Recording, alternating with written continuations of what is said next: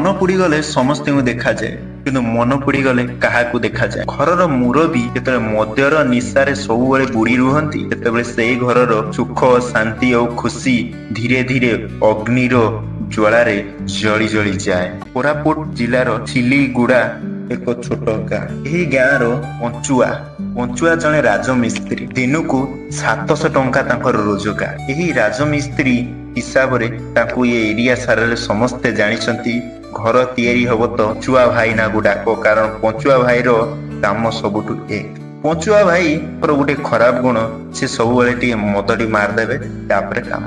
କିନ୍ତୁ ସେହି ରୋଜଗାରର କିଛି ପଇସା ସେ ମଦରେ ଉଡେଇ ଦିଅନ୍ତି, ଆଉ କିଛି ପଇସା ସେ ଘରକୁ ଦିଅନ୍ତି, ଯାହାକି ଅଧାରୁ ଆହୁରି କମ୍। ପଞ୍ଚୁଆ ଭାଇ ମଦ ମାଇଲା ମାନେ ଆମ ବନ୍ଦ, ଖେଳ ପଡିଆରେ ଯାଇକି ହାତ। ଯୋଉଠି ଖେଳ ହଉନା ନାହିଁ, ପଞ୍ଚୁଆ ଭାଇ ସାଇକେଲ ଧରିକି ଯାଇ ଖେଳ ପଡିଆରେ ହାତ ଯାଇକି ପହଞ୍ଚିକି ସେଠି ମାମୁଲତିଗିରି କଣ ନା, ପଞ୍ଚୁଆ ଭାଇ କହେ ତାକୁ କାହିଁ ଛାଡିଲ, ମତେ ଛାଡିଲନି, ମୁଁ ଯାଇଥାନ୍ତି।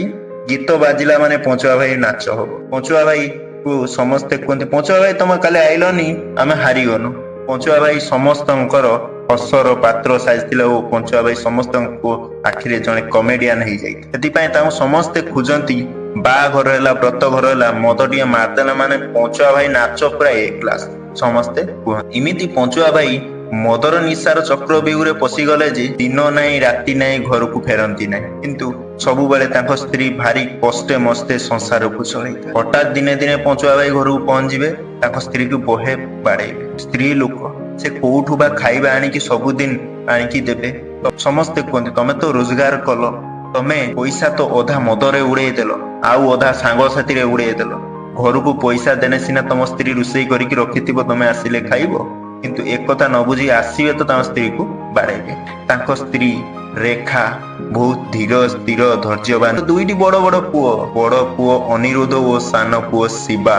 ବଡ ପୁଅକୁ 15 ବର୍ଷ, ସିଏ 10ମ ଶ୍ରେଣୀରେ ପଢେ, ଓ ସାନ ପୁଅ ଶିବା ସିଏ 8ମ ଶ୍ରେଣୀରେ। ଏଇଭଳି ବାପାର ଗୁଣ ଦେଖିକି ଛୁଆ ମାନଙ୍କ ମନ ବହୁତ କଷ୍ଟ ପାଏ। ବେଳେ ବେଳେ ଏମିତି କି ସେମାନେ 3 ଜଣ ଯାକ ଉପାସ ଶୋଇବା। ଏଇଭଳି ପରିସ୍ଥିତି ଦେଖି ତାଙ୍କ ସ୍ତ୍ରୀ ରେଖା ଅନ୍ୟ ଘରେ ବାସନ ମାଜେ। ତାହା ଦେଖି ତାଙ୍କ ବଡ ପୁଅ ଅନିରୁଦ୍ଧ ପାଠ ପଢା ଛାଡି ଦେଇକି ସିଏ ବିଦେଶ ପଳେଇଲେ, ତାମିଲନାଡୁ। ସେଇଠି କାମ କରିବା ଅବସ୍ଥାରେ ତାଙ୍କୁ ଡେଙ୍ଗୁ ଜ୍ୱର ହେଇଗଲା। ମାତ୍ରକେ ସେ ଓଡିଶା ପଳେଇଆଇଲେ, ଏସିବି ବଡ ମେଡିକାଲ। ପଞ୍ଚୁଆ ଏଇ କଥା ଶୁଣି କୋଉଠି କାମ କରୁଥିଲେ ଓଡିକି ଆସି, ତା ପାଖରେ ଆଉ ପଇସା ନଥାଏ। ସମସ୍ତଙ୍କୁ ପଇସା ମାଗିଲା, ବାବୁ ମତେ ପଇସା ଦିଅ, ମୁଁ କାମ କରିକି ସୁଝିଦେବି। ସମସ୍ତେ କହିଲେ ତୁ ମଦୁଆଟା, ଆଗଥର ତୁ କହିଥିଲୁ ମୋ ସାନ ପୁଅର ଦେହ ବହୁତ ଖରାପ କହିକି ପଇସା ନେଇକି ତୁ ମଦ ପିଇ ଗଡୁଥିଲୁ। ତା ଆଗଥର ତ ସ୍ତ୍ରୀ ଦେହ ଖରାପ ହେଇଥିଲା କହିକି ତୁ ପଇସା ନେଇକି ମଦ ପିଇ ଗଡୁଥିଲୁ। ଆଜି ପୁଣି ବଡ ପୁଅ ନାଁରେ ମିଛ କହୁଛୁ। ସମସ୍ତଙ୍କୁ ମାଗିଲା, ସେ ମଦୁଆ ବୋଲି, ତାକୁ କେହି ବି ଟଙ୍କାଟେ ଦେଲେନି। ସମସ୍ତଙ୍କ ଆଖିରେ ନିରାଶ ହେଇକି ଫେରିଲା। ହଠାତ୍ ସନ୍ଧ୍ୟାବେଳେ ଯେତେବେଳେ ଏସିବି ମେଡିକାଲରେ ପହଞ୍ଚିଲା, ରେଖା ବହୁ ଜୋର କାନ୍ଦୁଥାଏ। କାହିଁକି ନା ତା ବଡ ପୁଅଟା ଏ ଦୁନିଆ ଛାଡିକି ସବୁଦିନ ପାଇଁ ଚାଲିଗଲା। ପଞ୍ଚୁଆର ଏଇ ମଦ୍ୟପ ଗୁଣ ପାଇଁ ଆଜି ତା ବଡ ପୁଅ ଚାଲିଗଲା, ଆଉ ତା କୋଳ ଶୂନ୍ୟ ହେଇଗଲା ବୋଲି ରେଖା କହିକି ବହୁତ ଜୋର କାନ୍ଦିଲା। ସେଇ ଦିନ ଠାରୁ ପଞ୍ଚୁଆ କାହାକୁ କିଛି କୁହେନି।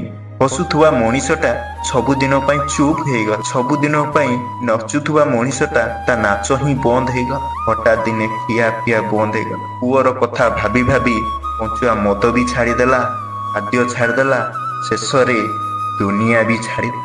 କୌଣସି ଖରାପ ଅଭ୍ୟାସ ଆମେ ଥରେ ଆଦରି ନେଲେ ତାକୁ ଛାଡିବା ତ ଭାରି କଷ୍ଟ। ଆଉ ଯଦି ହଠାତ୍ ଛାଡିଦବା ନା, ଆମ ଜୀବନ ଆମ ଠାରୁ ହାତ ଛାଡିଦବ। Thank you for watching.